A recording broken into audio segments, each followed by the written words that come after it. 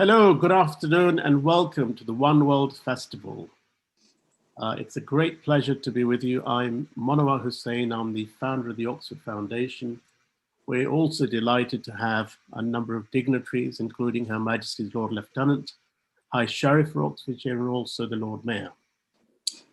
I do want to, though, begin by thanking the Ashmolean and all the team from the Ashmolean who've supported us to bring us to this point in this festival, which is clearly virtual under the circumstances.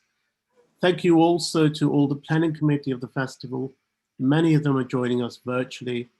All of you, through your contributions, enable the coming together of the rich cultural and religious diversity that makes this a very special event in Oxfordshire's cultural calendar. I would now like to take this opportunity to invite Mr. Tim Stevenson, OBE, Her Majesty's Lord Lieutenant for Oxfordshire, to open the proceedings of the One World Festival. Monawar, thank you very much. Ladies and gentlemen, this really is a creative tour de force. And it seemed to me, thinking about what I'm going to say, that we should all stand back and ask the question, well, what is it that we're celebrating here? Well, through games and music, dance and craft, through the sharing of traditions, we're bringing together the things that bind our communities throughout Oxfordshire and managing to do that through a series of months. I think in a really imaginative way, all those groups involved in the One World events are demonstrating and reinforcing the kindness, the friendship, the mutual respect that characterizes our different cultures, ethnic communities, and religions. And it occurred to me that all of those groups are together, rather like the marbling in a marble cake, permeating through our societies. And I think that was really important, that sense of unity amongst our different religions and ethnic communities during the first wave of serious pandemic infections. And I suspect, as I'm sure we all do, that that's going to be even more important as we enter what could be a really demanding phase 2 over the coming winter months. Now, self-evidently, all of the groups and individuals have worked extraordinarily hard to pull it together, being astonishingly creative in making this a multiple event rather than events over a rather shorter period focusing on one weekend, in bringing everything together, if you like, refusing to be beaten by the virus. And I'd like to offer a really big thank you to everybody who's been involved in enabling this and making it to happen. Congratulations to you all. This is going to really make a difference across the whole county. Thank you. Thank you so much for those inspiring words, Lord Lieutenant. We are also delighted to have Mrs. Amanda Ponsonby, MBE, High Sheriff of Oxfordshire. So over to you, High Sheriff, please.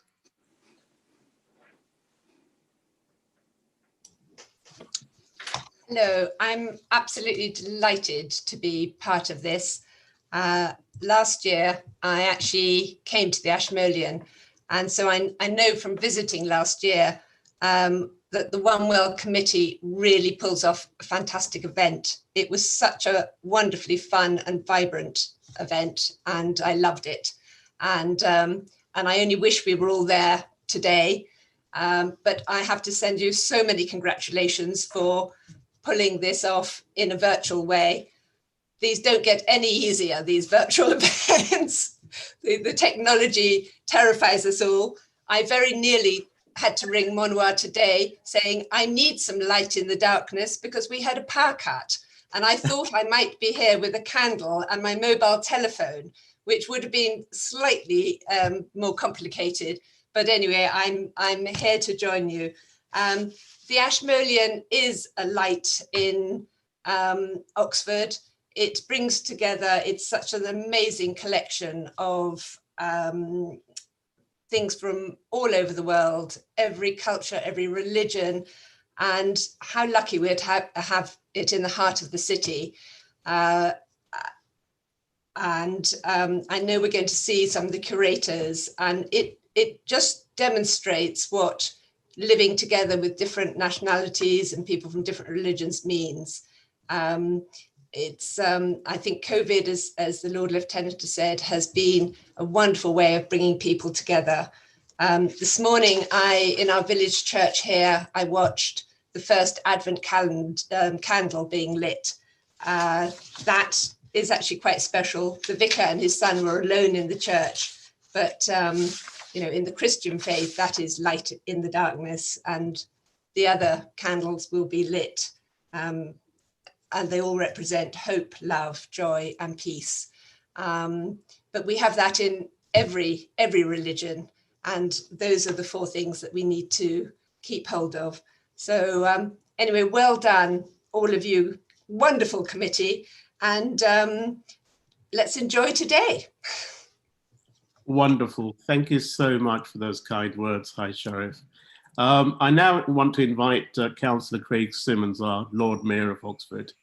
This is his last day as the Lord Mayor of our city, and I want to especially thank him for all his hard work under very difficult circumstances during this pandemic, and especially for his support of our multi-faith activities, which he has always supported. So over to you, Lord Mayor. Well, thank you very much for those kind words, Mama. And thank you to the organisers, the Ashmolean and the Oxford Foundation, for making this One World Festival happen, which has been said, binds together communities and brings a bit of joy into everyone's lives at a very necessary time. And it is, I think, a good time to celebrate. We have a long way to go, but with the excellent work of the Oxford Vaccine Group, I really feel we've turned a corner and can finally see the light at the end of the tunnel. And that very much fits in with the theme of today's festival. I mean, they've done what everyone thought impossible, created an effective vaccine in record time, and it also be made available worldwide on a not-for-profit basis. And I think that really is a one world vision worth celebrating. And of course, many other frontline workers deserve our thanks, who've worked very hard during the pandemic. And I hope the city will be able to thank and honour them once the pandemic is over. Until then, I'm very much reminded, and I think it resonates very well with the theme of this festival, of a quote from a poem by Bertolt Brecht, which is, "In the dark times, will there also be singing? Yes, there will also be singing about the dark times." So thank you very much. Looking forward to experiencing the rest of the event that is the One World Festival. So thank you again. Hello everybody, my name is Jane Cockcroft and I work at the Ashmolean in the Learning Department, and I'm also part of the One World team. Firstly, many thanks indeed to Manawa, to Tim, to Amanda and Craig for their welcoming speeches. I'm now very, very delighted to introduce a 30-minute community-made film, a project coordinated by Manawa, in which members of Oxfordshire faith groups and civic leaders share a reading and a piece of music or a song which they felt reflected the theme of light in the darkness. We're living through such incredibly difficult times, and this film makes time for quiet reflection as well as hope.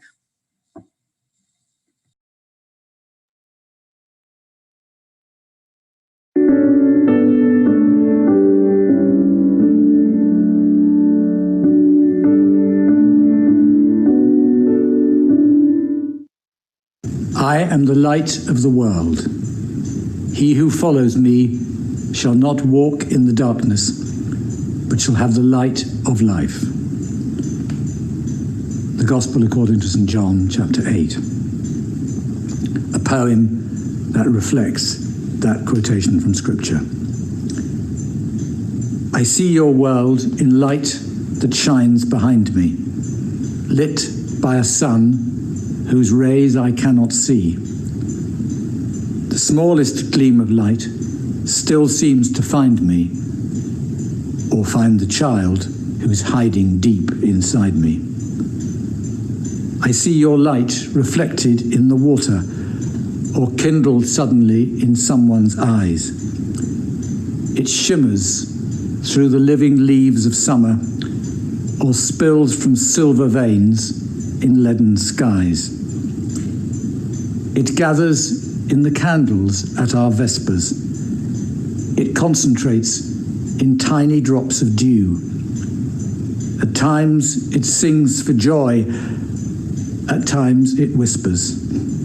But all the time, it calls me back to you. I follow you upstream through this dark night, my saviour, source and spring, my life and light. From St. Luke's Gospel, chapter 2, verse 28. Simeon took Jesus in his arms and praised God, saying, Master, now you are dismissing your servant in peace, according to your word. For my eyes have seen your salvation, which you have prepared in the presence of all peoples, a light for revelation to the nations, and for glory to your people Israel. Amen.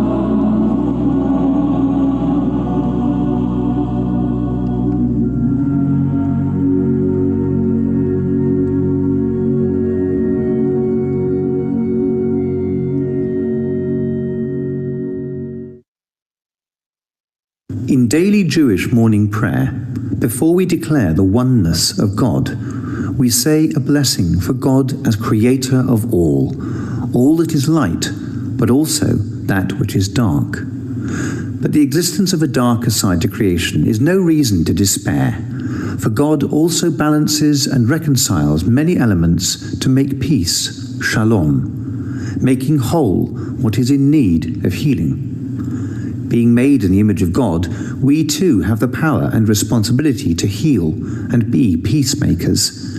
We can bring light into dark places.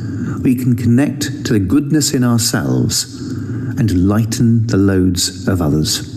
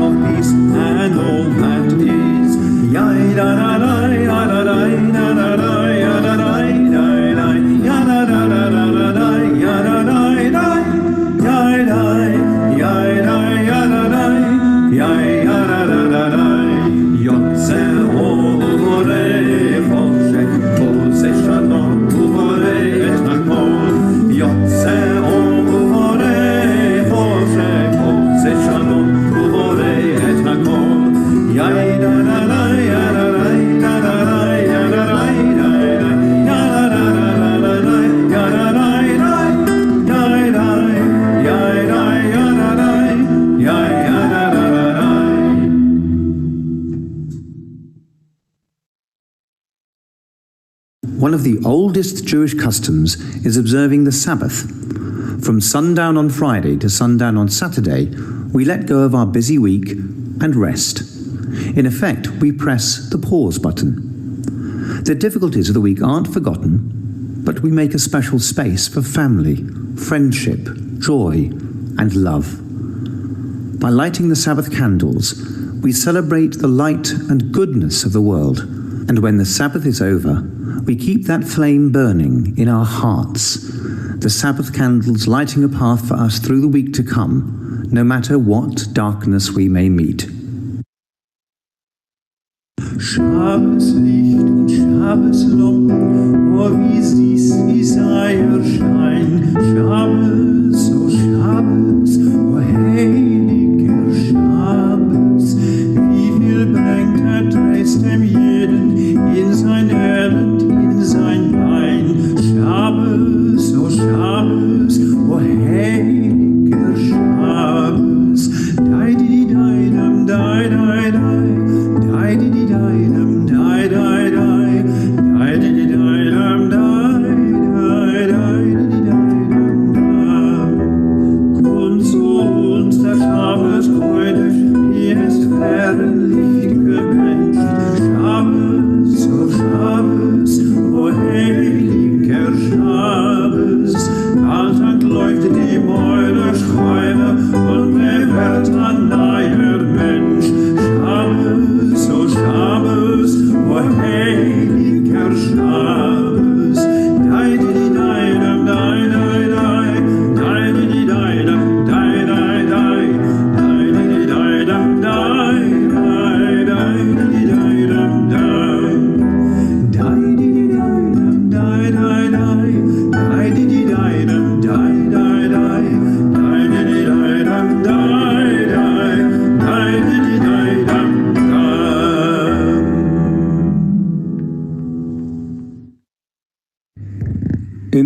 of God, the infinitely good, the most merciful.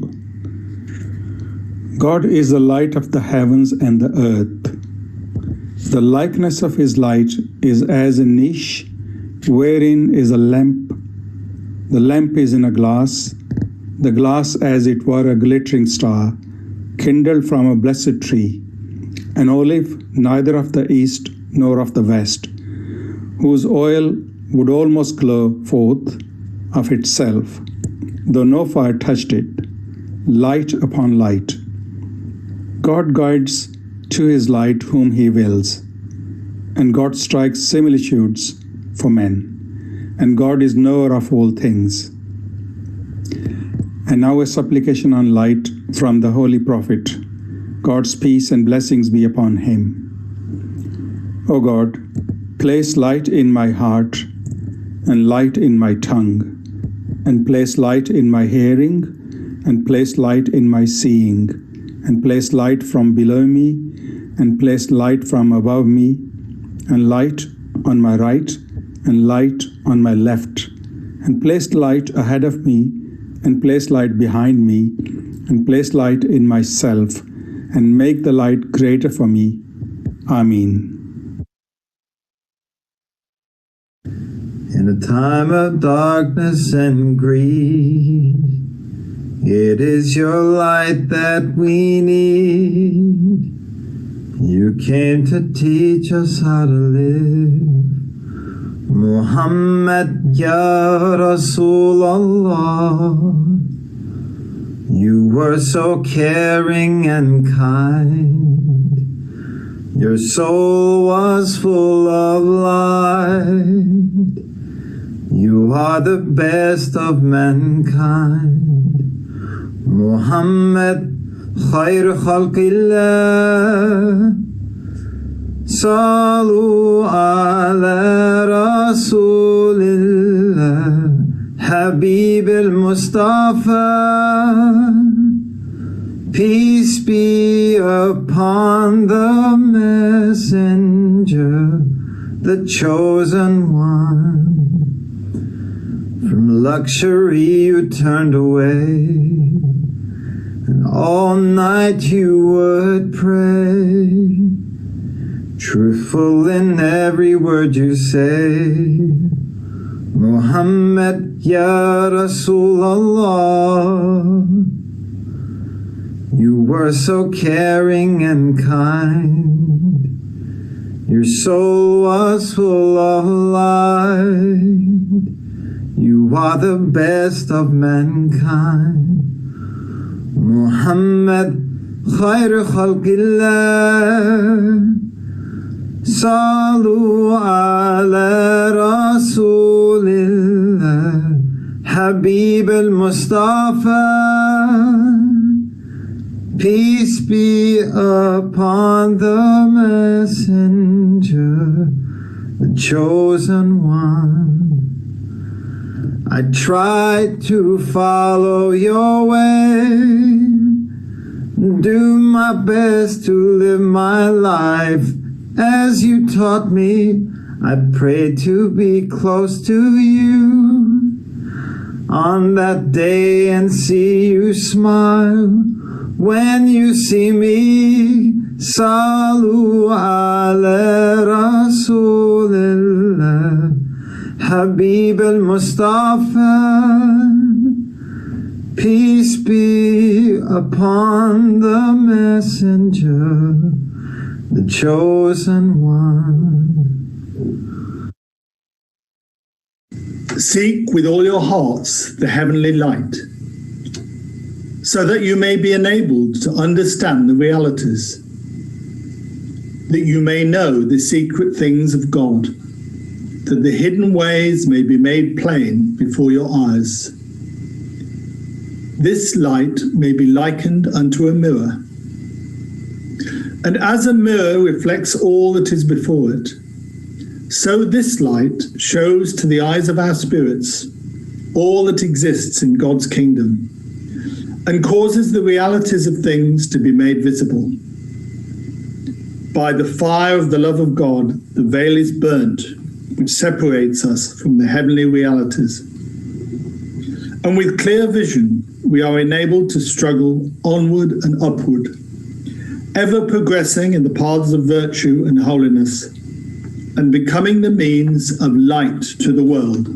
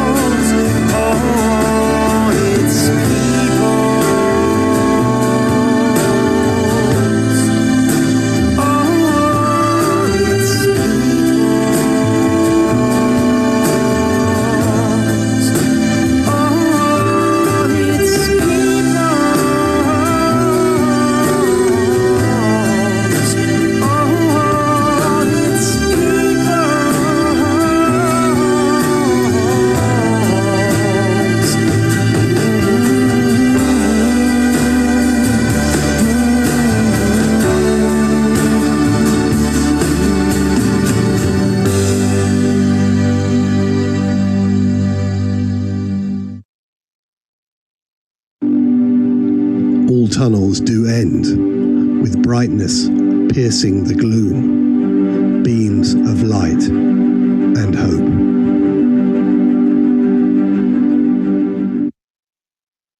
Hinduism teaches that light emanates from the eternal Brahman, God himself. Because of its divine origin, light has a number of symbolisms. First, it symbolizes clarity and wisdom, triumphing over ignorance and worldly attachments. This is why we strive for enlightenment. Second, with clarity of thought and action comes the triumph of hope over despair. Like a tiny flickering of the flame, hope springs even from the darkest depths of despair. And finally, our ability to hope is related to the trust we have that God will intervene to save us. Thus, the third and central symbolism of light is its victory over darkness, the triumph of good over evil. The symbolism of light is more important now than ever before, as we navigate this dark year in which COVID-19 has claimed over 1 million lives. Therefore, may God grant clarity of mind and knowledge to our scientists, researchers, caregivers, and our decision makers, that we may triumph over this disease and welcome a brighter and better tomorrow. Om Shanti, Shanti, Shanti. तुम विनती सुनो सबकी, कल्याण करो जग का, सतज्योत जला करके रोशन करो ये दुनिया, रोशन करो ये दुनिया। तुम विनती सुनो सबकी,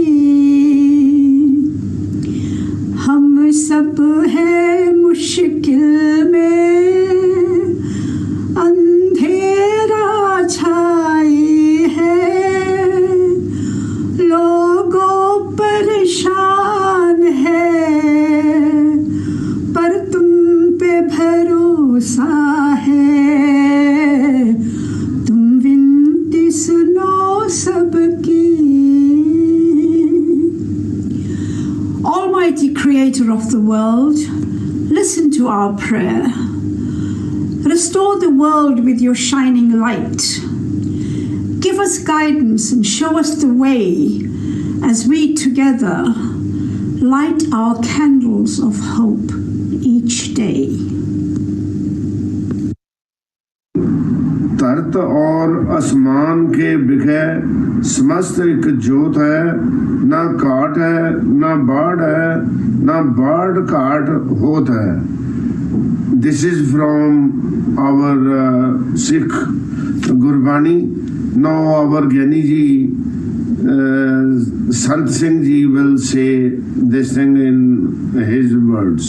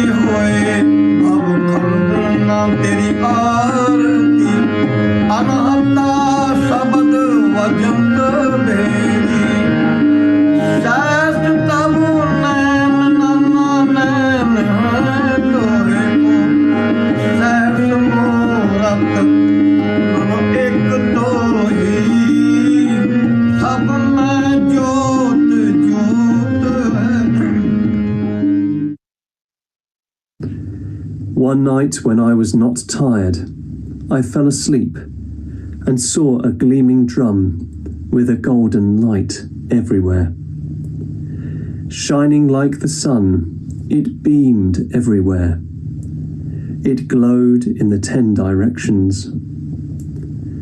I saw one in the form of a Brahmin beating the drum, and while it was being struck by him, these verses came forth.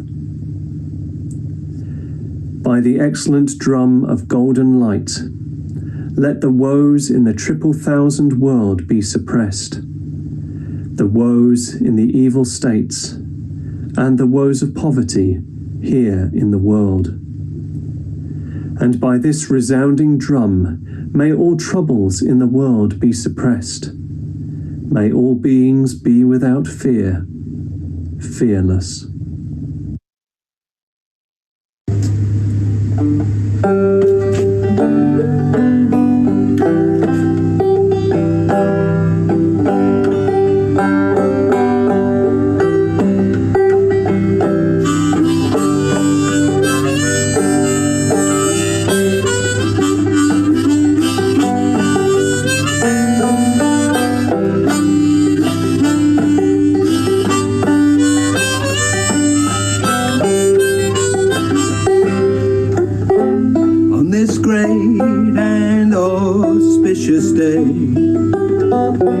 Men and gods are heard to say, may the Buddha sitting in his lotus red bring light the blind, life to the dead. Golden light, shines by day and shines by night. You can't stop that golden light. Clears away darkness, brings bright light. Curator, well, he had a dream, and the Brahmin bangs his drum. Light shines forth, east, north, south and west. Confession has just begun. Golden light, golden light, shines by day and it shines by night. You can't stop that golden light. Clears away darkness, brings bright light.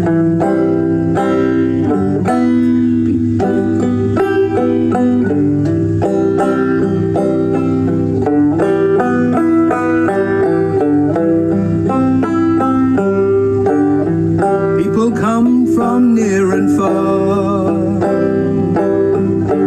men and women, children, adults, shining stars, friends and family, young and old, teaching love, so I'm told. Golden light, golden light, golden light, golden light, clears away darkness, brings bright light. You can't stop that golden light. Golden light, golden light, golden light.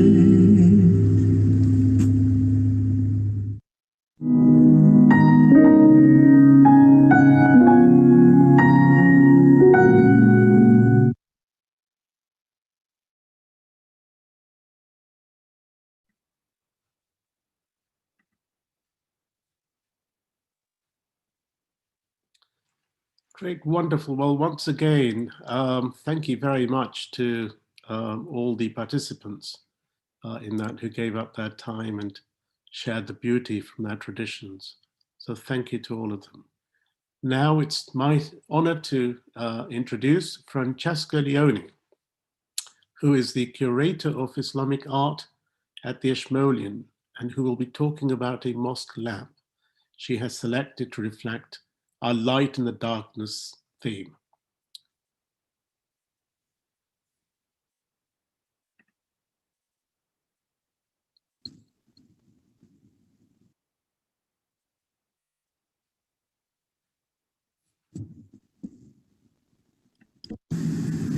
Hello everyone, my name is Francesca Leoni and I am the Curator of Islamic Art at the Ashmolean Museum.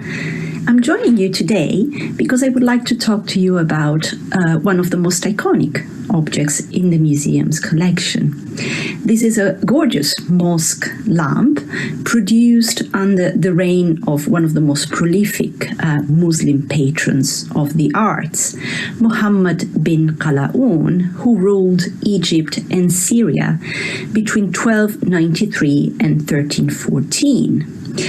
Glass lamps like this one were commissioned by different people and various members of society, of course, not only rulers, members of the royal family, including women, of course, affluent members of the court, as well as members of the administration.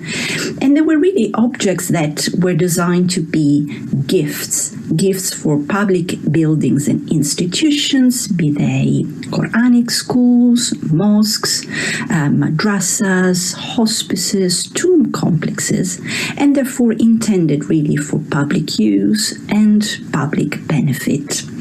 For this reason, mosque lamps and furnishings were a bit of a status symbol, really, a way to celebrate both the piety of a patron, but also the generosity of the donor. Our lamp now stands proudly in the Islamic Middle East gallery, artificially lit and sitting in a case. So it is maybe a bit hard to imagine how it must have looked in its day, hung from the ceiling through metal chains that were hooked on the suspension loops, of which you see several on the body of the lamp, the flickering light really hovering over the heads, rows of worshippers sitting in prayer or contemplation underneath. Generally, a saucer was inserted in the body of the lamp in order to hold the oil and the wicker. However, we have instances also of mosque lamps with wick holders as part of the body of the vessel, and therefore we can assume that the liquid was in fact poured directly into their interior. Even if it's artificially lit, even if it's in a case, even if it's out of context, I'm sure that you can still visualize the way the effect of light in particular, and the way in which the light went across the yellowish membrane of the glass and in a way lit up all the details in blue, red, green and yellow enamels, as well as the touches of gold that highlight the surface decoration and which are still visible on our mosque lamp today. Glassmaking was certainly not something that was invented in Egypt in the 14th century. We know, in fact, that in neighboring Syria, this industry and the technology of glassmaking really was centuries old, going back to Roman times. And indeed, the Mamluks really picked up this technology and brought it to new heights. And enamel glass is really one of the finest products of glassmaking during this period.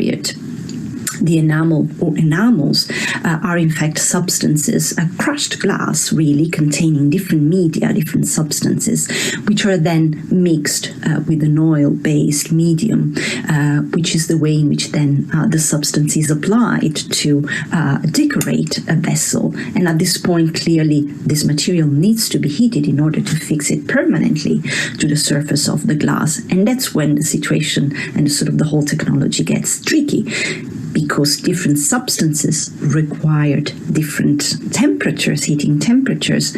Muslim artisans devised a method to essentially heat the enamels only once and therefore fix permanently this important and elaborate form of surface decoration in one go, effectively, avoiding, really preventing any form of deformation of the vessel.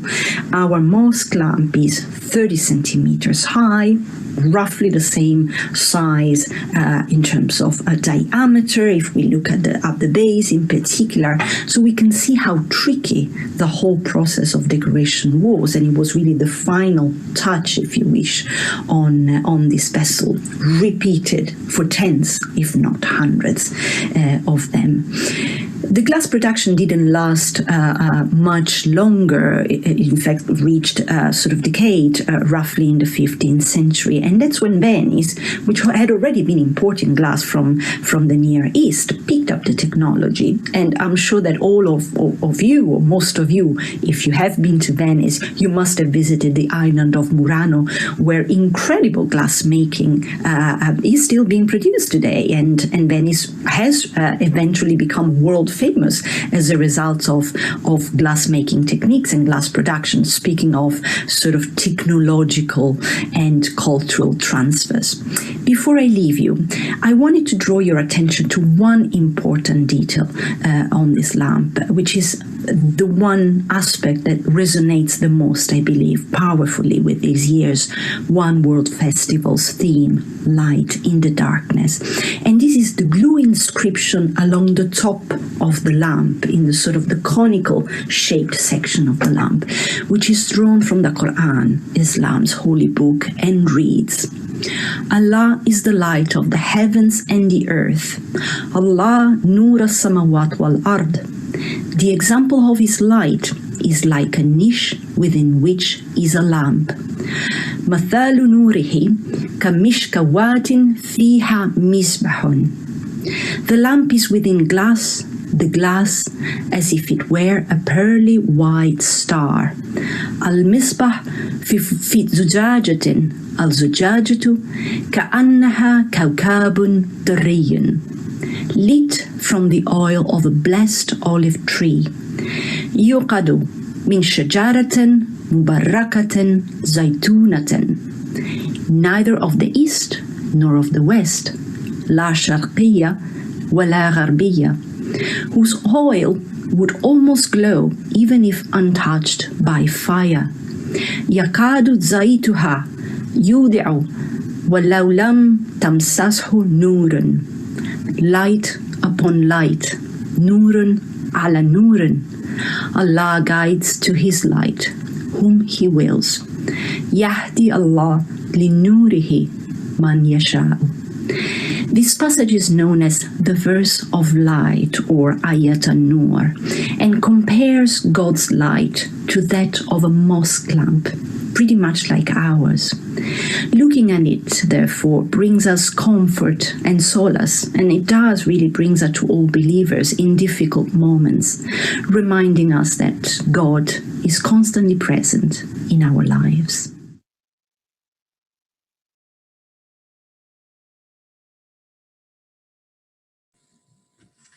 Many thanks, Francesca, for that fantastic talk.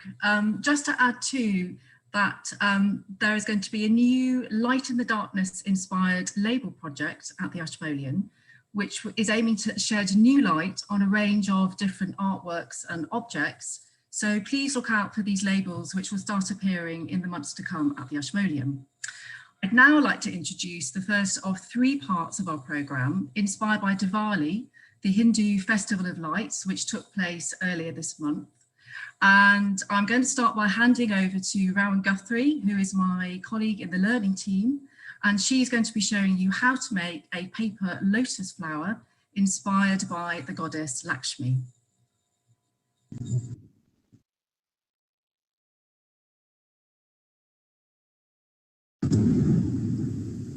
Hi everyone, welcome to today's video from the Ashmolean. My name's Rowan and today I'm going to be showing you how to make your own paper lotus flower. This is going to be inspired by the Hindu goddess Lakshmi. Her symbol is the lotus flower. First of all, let me show you what you're going to need. So I'm just going to change camera so that you can see now what you're going to need.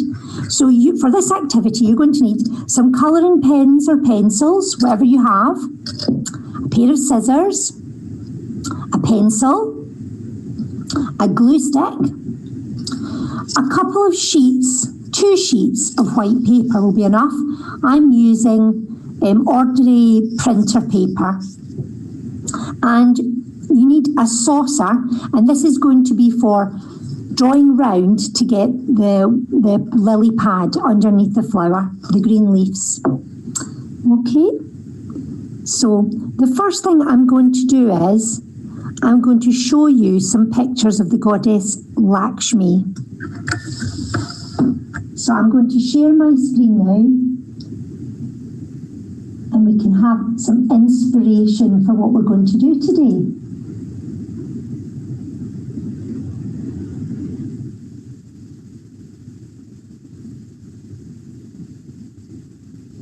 So first of all, here's a picture of the Ashmolean Museum where I work. The Ashmolean's closed at the moment. Hi Ashmolean, we miss you. We hope we'll be open soon and able to visit. So today's activity is part of the One World Festival. And today we're going to be making this lovely water lily. Now, here on the left is a picture of a real water lily. Can you see that it grows in the water? It grows all over the world. The pictures we're going to see are from India. But you also get the water lily growing here. And I wonder if you've seen it when you've been out maybe grown in a lovely still pond. You get flowers of all different colours. This one's pink, but you get purple, you get white, you get yellow, you get red, so you can choose your favourite colour. Here is a print of Lakshmi from the Ashmolean Museum collection. Isn't she a beautiful goddess? She looks very peaceful and colourful, doesn't she? Now let's have a close look at Lakshmi and see if you can spot some things in this print. Can you see any swans? There they are in the background in the water. Well done. Can you spot any lotus flowers? That's water lilies. Look, she's standing in one, isn't she? And she's holding some in her hands. There's some growing in the water as well. Can you see an elephant? There he is. The elephant is bringing Lakshmi a garland of flowers. Can you see how many arms Lakshmi has? 1, 2, 3, 4. That's right. She's got 4 arms. Lakshmi is a goddess, so she has special powers. She can help people. She can do lots of things. So she's got 4 arms. Lakshmi is the goddess of prosperity and happiness. And especially at Diwali time, which has just been recently, Hindus all over the world have been inviting Lakshmi, the goddess, to visit them in their homes by leaving out little lamps so that Lakshmi can see where their house is and come in. And by worshipping Lakshmi, she can in return give good luck and prosperity and lots of lovely things for the year ahead. So let's get going with our craft now. Let's make something. Hello again. So I'm going to change the camera again so that you can see what I'm doing. And you can follow on and join in. Okay, so let's move these things to one side and get started. Take one of your sheets of paper to begin with. The first thing you're going to do is to fold up your paper a small amount. If you want to put your fingers next to your paper, that can give you a rough idea of how much, just a little bit. I'm going to fold it over like that, and that's going to give me a thin strip. It's probably about 2 centimetres. Now if I open it out, you can see a bit of a line there, and that's going to be a guide for me to cut along the line. And this strip that you're cutting out, you can use that later to make the yellow stamens. That's the part in the middle of the flower, the little bit that grows up in the middle. So we'll put that bit to one side. Now you've got your other piece of paper, and I'd like you to put it long ways. So you're looking at it with the long edge in front of you. And then we're going to fold that in half. There's a bit of folding to do in this video, so if you get confused, you can pause it and go back and see what I did. So fold it in half, and then we're going to fold it in half another time.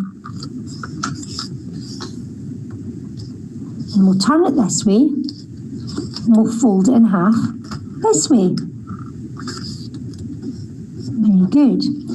Now it's getting pretty thick now, isn't it? Do you reckon you can fold it one more time? Let's try. Fold it this way, put the crease in, just push down hard and open it back up. So you'll have a little bit of a crease going along there. And then we're going to open it back up. So you've got a little square, and you're going to fold it the other way and push it down and then open it up. And what you'll have now is you'll be able to see a little cross running across the paper. And that's going to be a really useful guide, because what we're going to do now is make our petals. So you're going to need a pencil.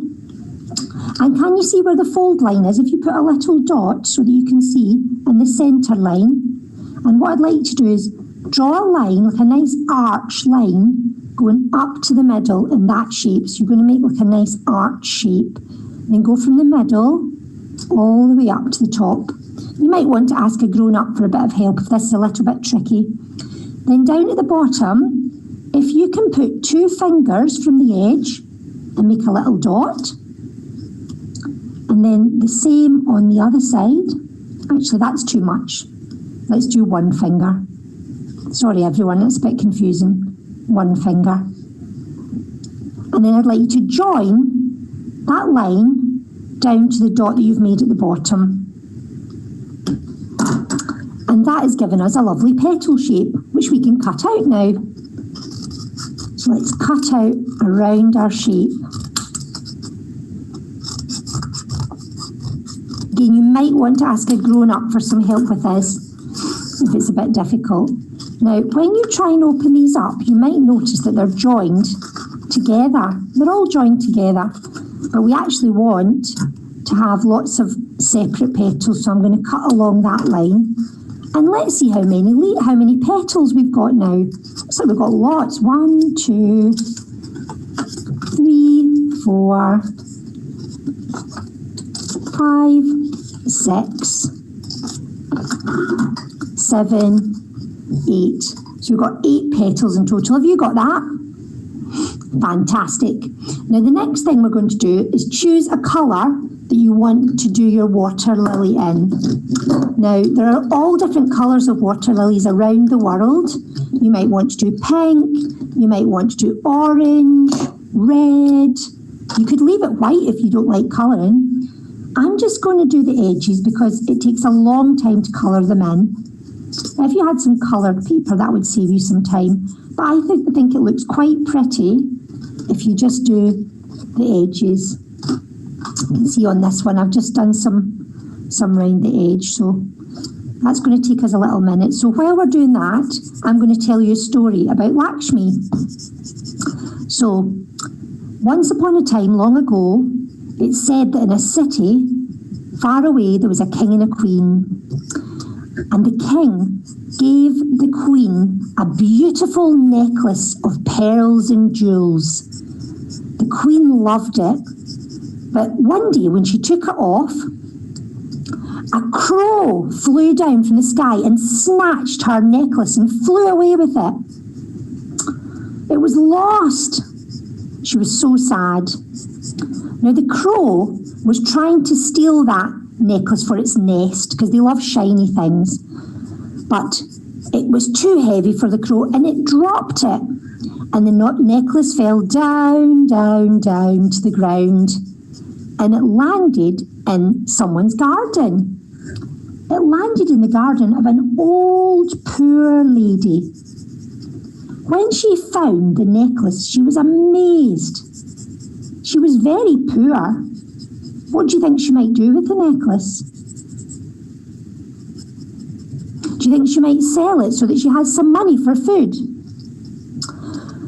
But she didn't. The old lady had heard that the queen had lost her necklace, and so she felt the right thing to do was to return it. So she set off for the palace, and when she arrived, she asked to speak to the queen right away. She was taken to the queen, and she gave the queen the necklace. The queen was so grateful that she offered the old lady some money as a reward. But the old lady said, "No, I don't want any money. I've got a special wish to ask you."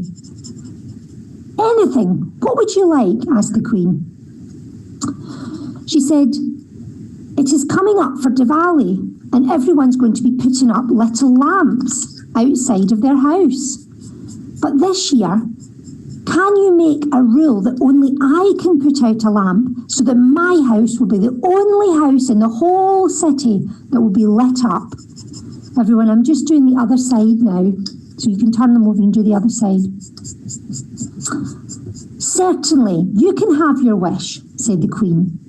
And so that night, it was dark in the whole city, and only the old lady had lit up her house with a little lamp.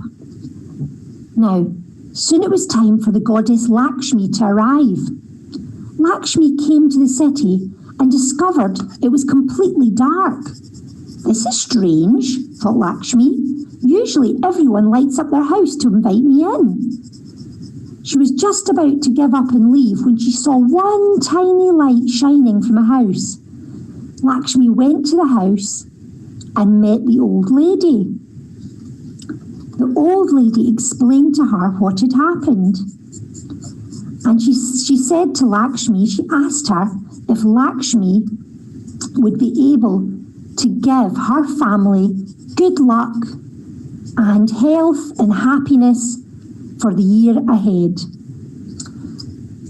Because the old lady had been so good and had given the necklace back to the queen, Lakshmi decided that she would grant her wish. And sure enough, the old lady's family had a wonderful year and many wonderful years ahead, thanks to the goddess Lakshmi. So I hope you enjoyed that little story.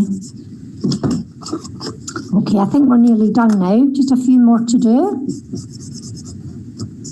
If we coloured in the whole petals, it would take for ages. It would take forever, wouldn't it? But I think this looks really pretty, just with a little bit of colour at the edges.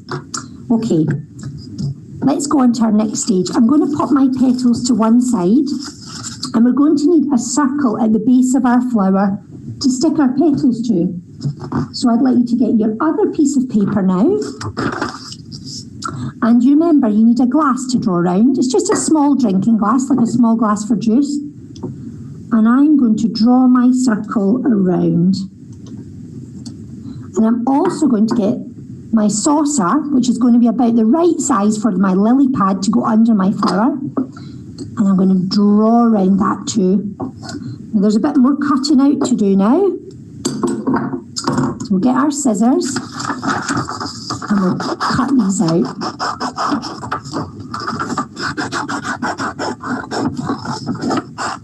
I'm going to snip round quite quickly. It might take you a little bit longer, so you can always pause and catch up.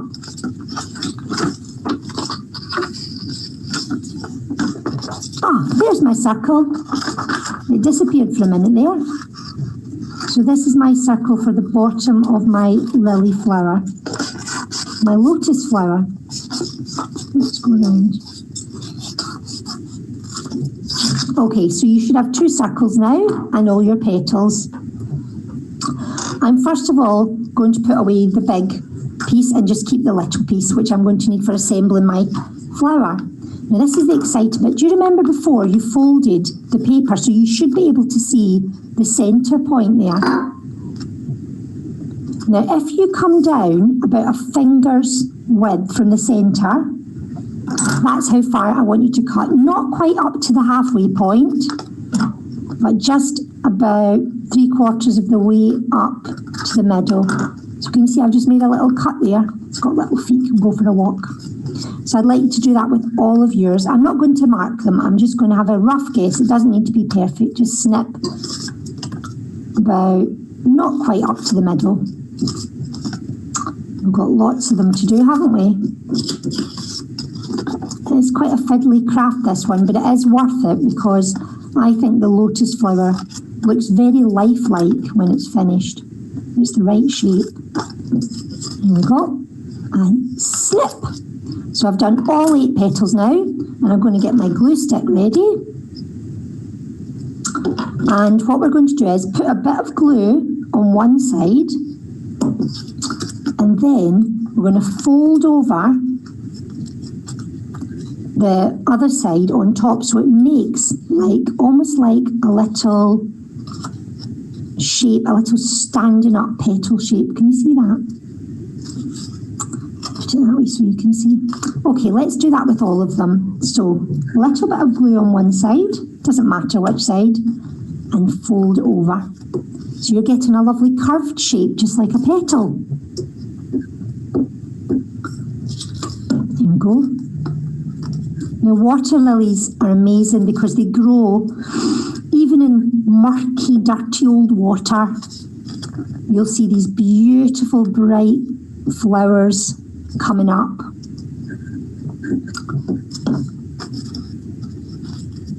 There we go. A few more to go. I realise I'm probably doing this a bit faster than you, but I've made lots of them the last few days. So I've got quite quick at it. Okay, so once you've done that, you should have your 8 flowers ready. Get your little circle, and now you're going to get one of your petals and put some glue right at the base of it, right on the bottom where the 2 lines join. And put lots of glue on there. And we're going to stick it down so the tip is about in the middle of the circle. Again, it doesn't have to be exact. And I'll do one opposite. I can just focus that in slightly better for you. One opposite, then get another one. Quite a lot of glue on here is quite good. And you're going to do one on the third side. So we're sort of going round the circle and doing one on each side. Can you see that? And we're trying to make it as symmetrical as possible. So as even on each side should look more or less like the other. So I've got 4 now. That's looking good. I've got 4 more to go. Where do you think these ones are going to go? Well, they're going to go on the inside, but not in the exact same position. We're going to turn them, and where you've got a little bit of a gap between your 2 petals, that's where you put your next one. So we're going to do that with all 4 of them, and there should be a little gap where you can stick them. So that's that one in that gap. Oh, and we've got one in this gap. Oh, it's getting really full up, my flower now. Oh. And then the last one. Oh, this is the fun bit when you get to put it all together, I think. And it goes. And there you have a beautiful lotus flower. And that's looking really pretty. Now, lotus flowers usually have lots of yellow stamens in the middle. So this is quite fun to make too. So we're going to get our little strip of paper from earlier. That's the first one we cut out. And then I would like you to get your scissors. Oh, glue's on the run. And I'd like you to cut quite close together. About as close as you can manage. And I don't want you to snip all the way to the end because we don't want to cut the paper in half. We're just trying to snip along so that we get a nice frilly edge. Oh, there's a lot of snipping to do here. Again, this is quite fiddly, so if you need a grown-up to help, or you just pause the video and do it in your own time. It's quite fun. Look, it's getting all frilly.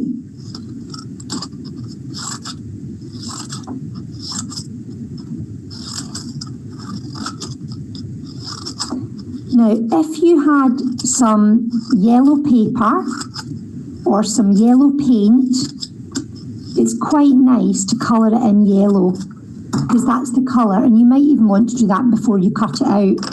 That was maybe a bit silly of me. But what I'm going to do is just, should really have done this before I did the cutting out, but I can still draw in it. So I'm just going to go along very quickly, and I'm going to add a little bit of yellow with my felt tip pen. But if you had a bit of yellow paper, you could do this a bit quicker. That's enough to give you a bit of a yellow effect. Now I'm going to get ready to roll this. It might be quite handy to use a pencil. So I want the yellow on the outside, plain on the inside, and I'm going to roll it round this pencil. Here we go. Rolling, rolling, rolling. Oh, there's a horrid hair stuck to my hand by this glue, and I can't get rid of it. Here we go. We're almost there.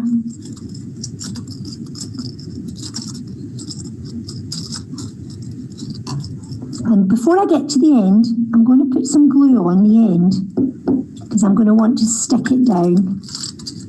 There we go, a bit more. And press it down, stick it. Wow, there is your stamens. And just so that I can stick them in to my flower, I'm just going to cut them slightly at the bottom. It is quite thick, so this is quite hard, but it's just enough that you can flare it out slightly at the bottom. And if I bring the flower back, that's going to allow you to stick it in. So we're going to need tons of glue in the bottom now. Really make that nice and sticky. And then get your stamen, and you might flare them out a little bit at the base. Can you see I've made it a bit flat there? So that you can push it down and try your best without squashing them to stick it in there.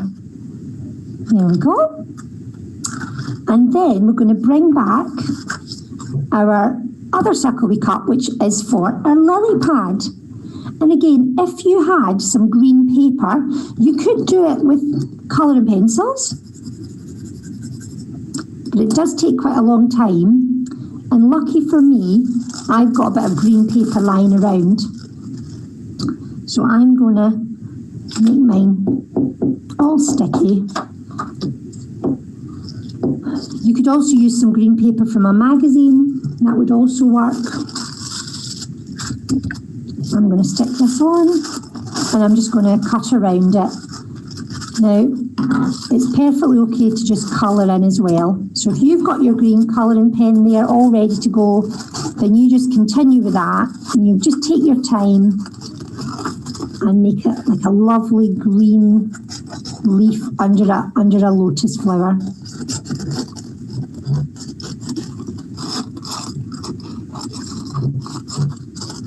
I'm just doing a bit of a shortcut.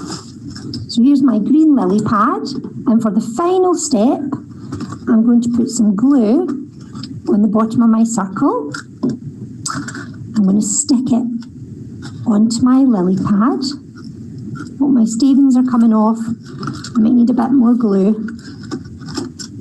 There we go. And sometimes a lily pad has a little bit of a V shape where the leaf is split. So I'm going to do that so it looks even more like a lily pad. Okay, so that's my completed lily pad. I'm going to say hello to you again. Hi there. How did you get on? I hope you enjoyed making your lily pad, your lotus flower, and that this has helped you to learn a bit more about the goddess Lakshmi. Thank you for taking part in our One World Festival craft. Bye.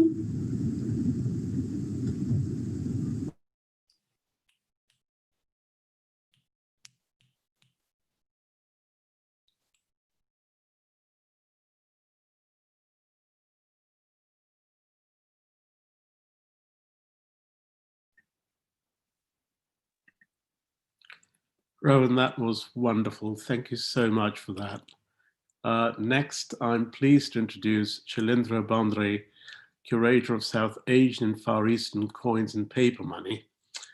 He'll be telling you more about the goddess Lakshmi and how she is represented on one of his favorite coins.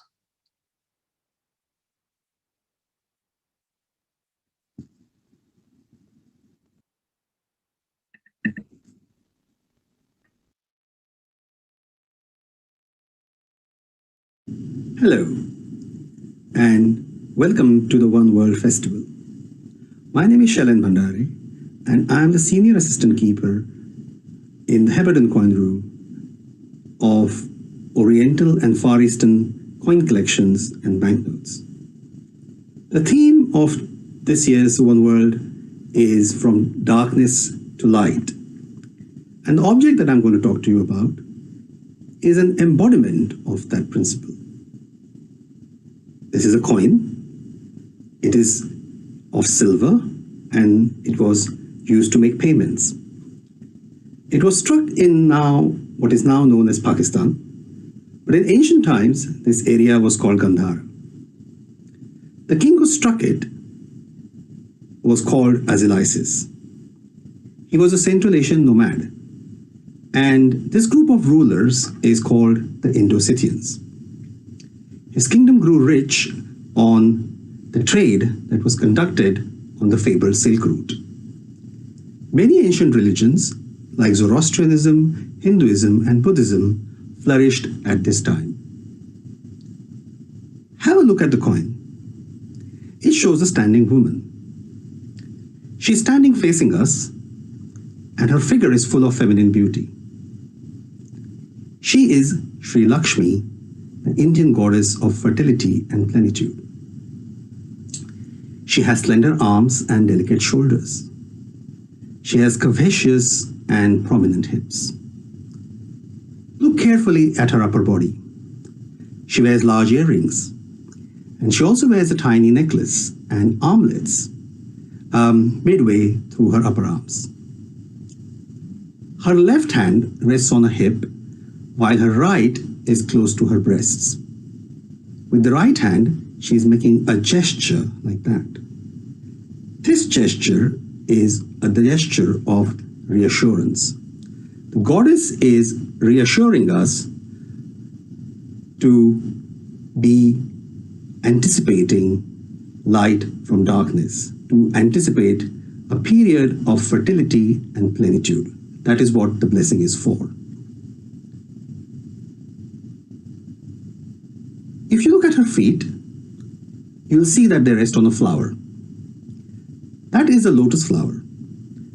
And on either side of the goddess, there are also long-stemmed lotuses.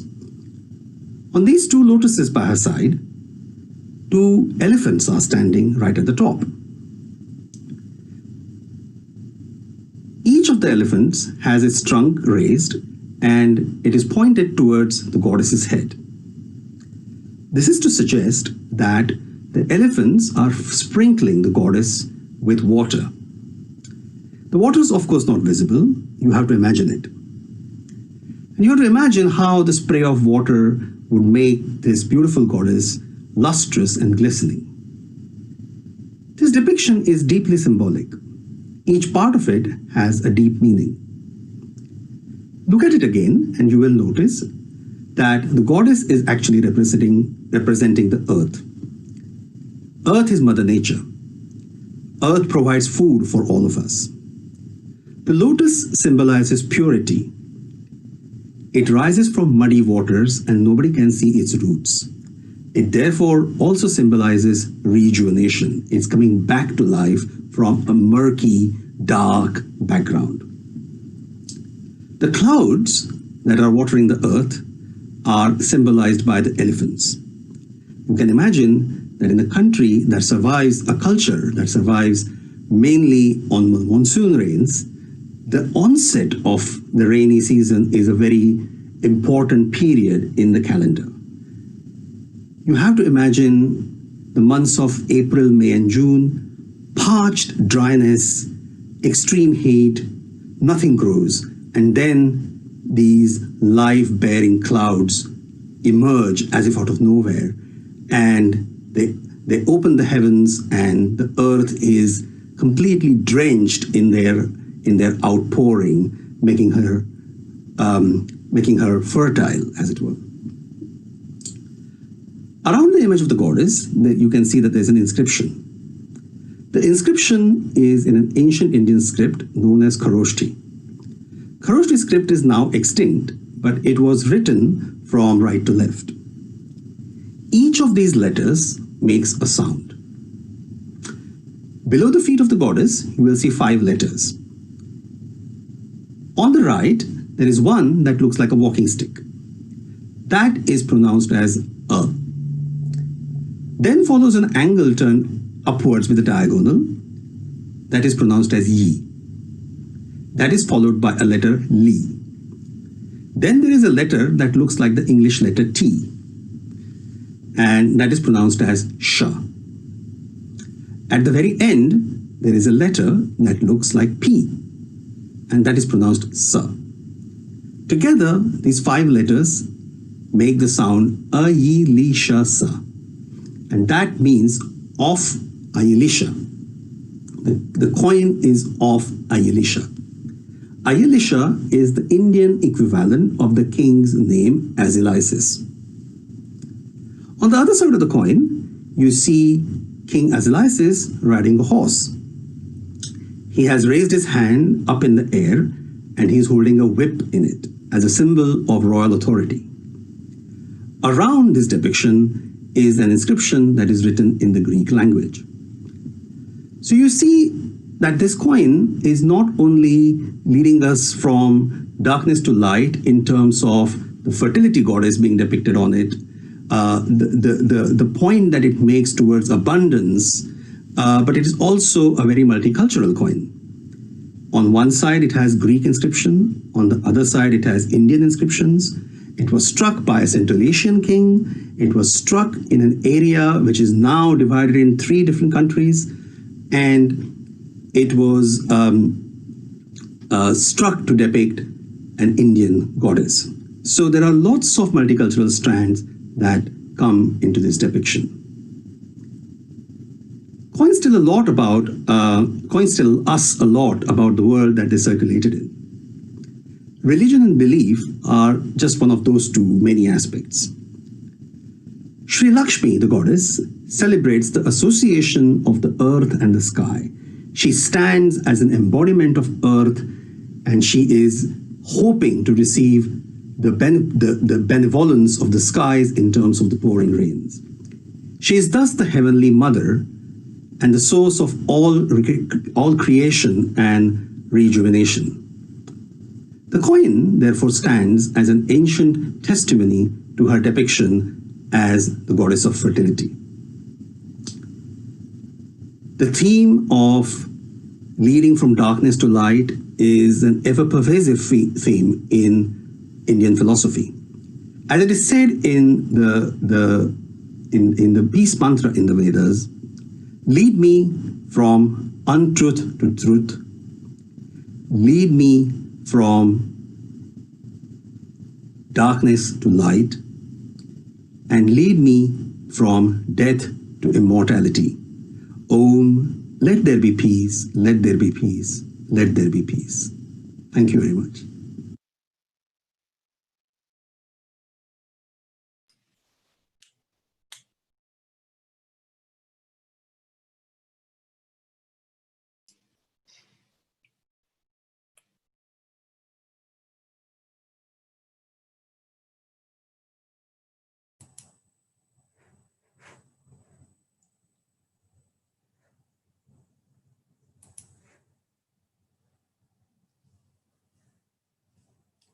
Namaste, my name is Kanta Gopal and I'm representing the Oxford Hindu Temple. For the last 10 years, Oxford Hindu Temple have organized their annual Oxford Diwali dinner dance, and these celebrations are focused on family, friends, and community. The common factor with other faiths is that Diwali, the festival of lights, celebrates knowledge over ignorance, triumph of good over evil, victory of light over dark. Our theme for the Oxford Hindu Temple of lighting the way for Oxford Diwali 2020 fits in perfectly when there has been so much uncertainty around us. We can't bring you the fun-filled annual event, but certainly we're trying to bring everyone the same infectious, not as in COVID-19, but very positive energy of the real event. Our 4 events of virtual Zoom Diwali aimed to offer people the spiritual nourishment that is so vital, a sense of home, and to try and lessen the isolation that is engulfing us presently. So our very dedicated team put together a varied program to include family fun, Diwali puppet show, laughter yoga and meditation, music, informative talks, dances, workshops, and Zoom cooking, which was a first for us.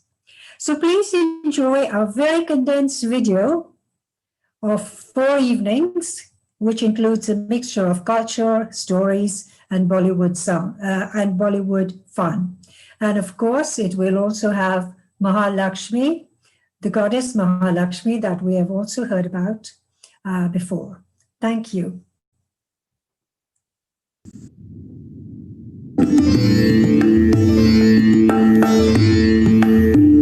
Namaste all. We are the Oxford Hindu Temple and Community Center project. We have been going along for 12 years to try and establish a center for Hindus to meet and gather together with other good communities and so on, both for celebrating cultural and spiritual events. Whenever we have held any events over the last 12 years, all our events have been open to all members of the diverse community of Oxfordshire. It is a tale of courage and fear, love and hate, devotion and betrayal.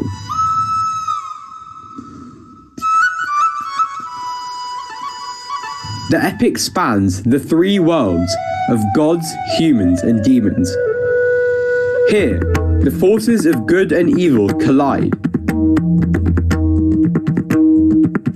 locked in a battle for the ultimate supremacy. Rama, the crown prince of Kosala, descendant of the timeless Sun dynasty, must face unimaginable danger. Using this imagination, bring this light to the forehead and into your head. Let the head be filled with light, then think. Wherever there is light, darkness cannot be present. I will only think good, useful thoughts. Let the light expand down the two arms to the hands. Let these hands be filled with light and think, let me do only good, kind, and helpful things.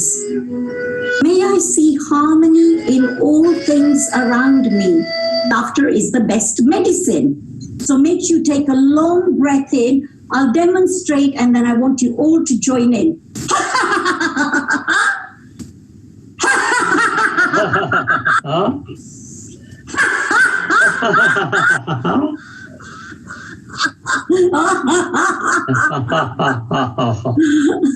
One, two, three, long breath in.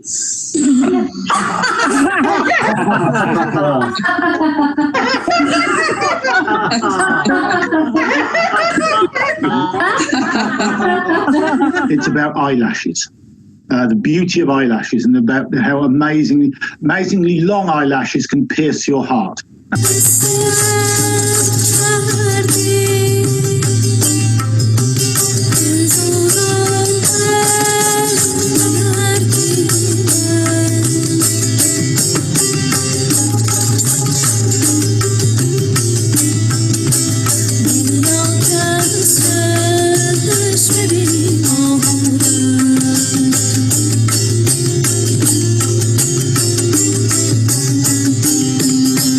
Hey, so long,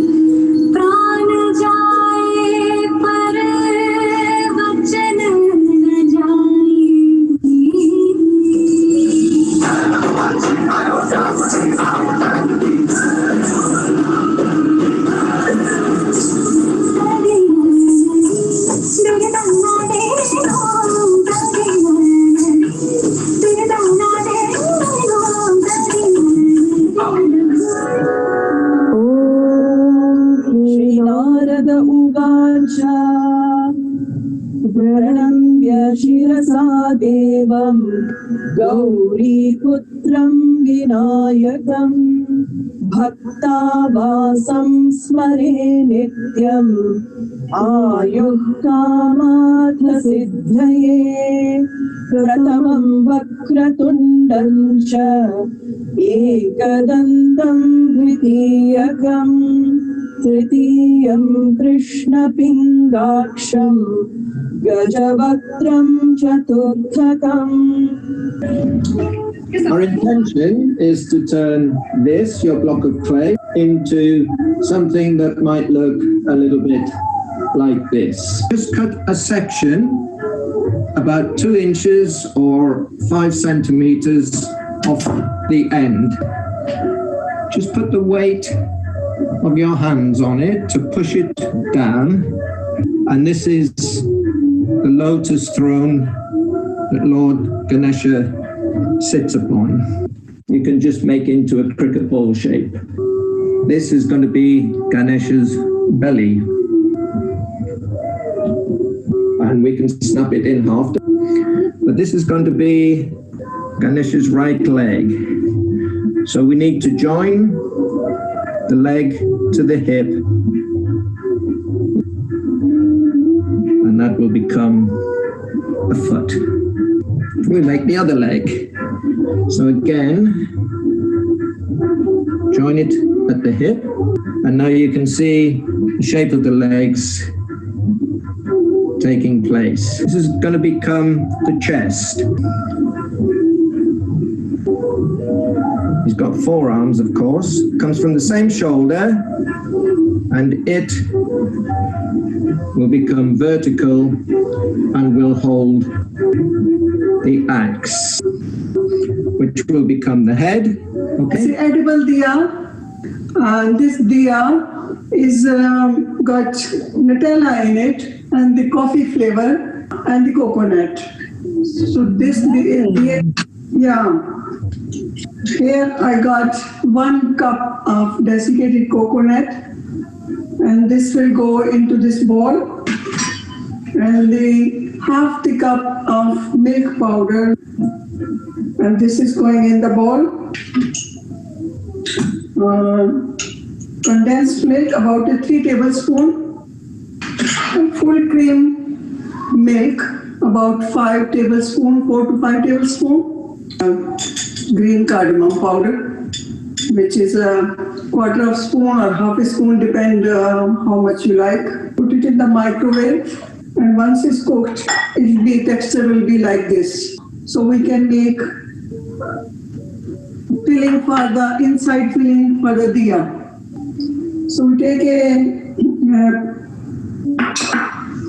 small piece and make a ball, yeah. So just dip it with your finger or thumb, and then just make a diya shape. The diya is ready, middle like this. This diya is completely ready. All the diyas are ready to eat. You who are the bestower of happiness and knowledge, and by whose grace salvation is obtained, O Mahalakshmi, our complete adoration to you.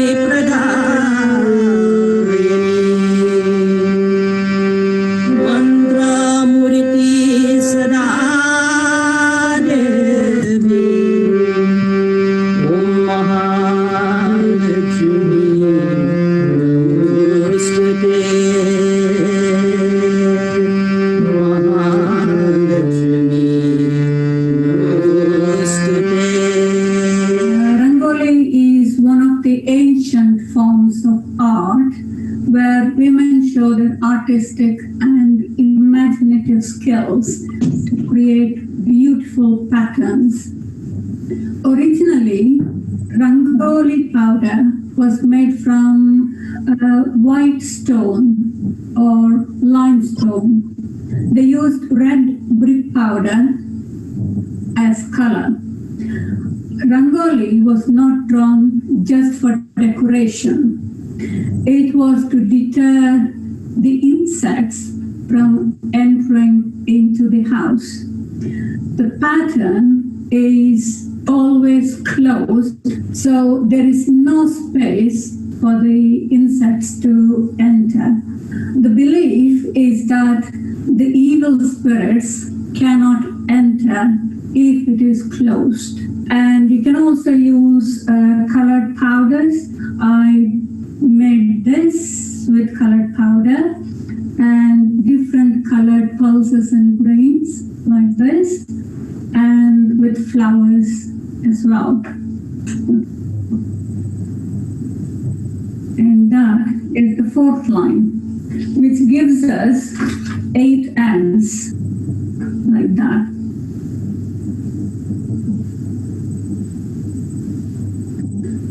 Today how to make a jalebi in the home. So very simple. Make a hot and crepes. You can have yourself. Or Goodness. Whatever. So just simple white sugar. Put the sugar syrup. And just make a boil and them in your gas hob. And normally in India or in Asia they use a food color. So I stopped to put the food color. So I make original, little bit turmeric for the coloring. So this is original herby and some medicine also. Self-raising flour. Just put in your bowl. And just add the water. Simple add the water. Okay. And you make a batter. The sugar syrup. That is what you call the chutney. Chutney, yeah. Chutney and... Yeah. And they become to like that. It's ready for here. They become to like that. I don't put any color. It's the original color. Take that and... Yeah, just put it here. You're pouring the batter in there. Right, now comes the real magic. So this is like that. This is a traditional one. Goodness me, what skill. So this one, now go to straight away in the syrup, drop the oil down. And this is ready. Oh, so this is to drain it. Draining the extra syrup. Om Jai Lakshmi Mata Maya Jai Lakshmi Mata Tumko nis din sevat Tumko nis din sevat Har Vishnu Dhata Om Jai Lakshmi Mata या हम तो जाए बन के शीतल कैसे रखिया हो अल्लाह धारा चिरौ जे सीता भोजन है गैया पीछे रख गैया पीछे रख हो उतर अंगने में कौना को दे शीतल ना हवई हो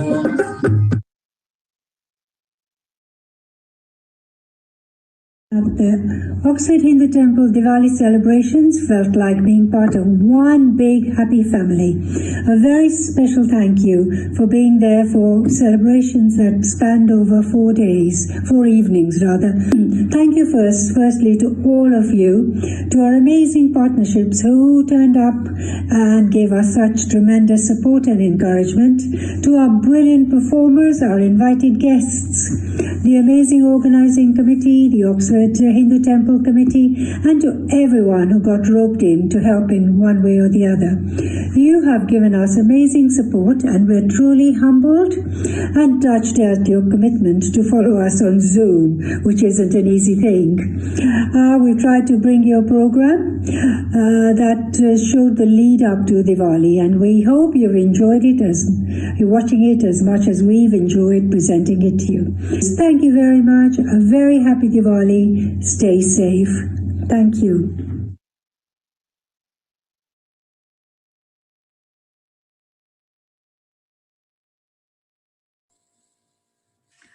Wow, thank you so much, Kanta. That film gave us such an amazing flavour of your 4 days of events.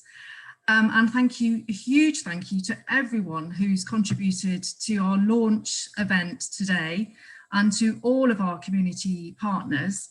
As was mentioned earlier, our usual 2-day festival is being transformed into a series of online events, and this is our first one.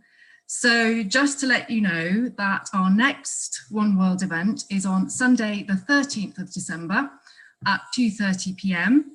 In 2 weeks' time, and we will be celebrating Hanukkah and Christmas. So we very much hope you join us then.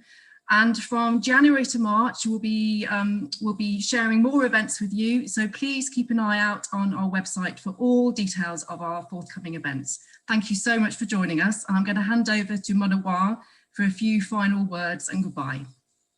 Well, thank you very much, Jane, and thank you to Kanta, and thank you very much to the Ashmolean team for all your support and your help over the last 4 years. You've been absolutely brilliant each time. So thank you for that. Thank you also to all our planning committee. Without them, this couldn't have been possible. Every single person has participated in all of this. Thank you. Take care, keep well, and we'll see you next time when we hold the next One World Festival event. Thank you and take care. Bye-bye then.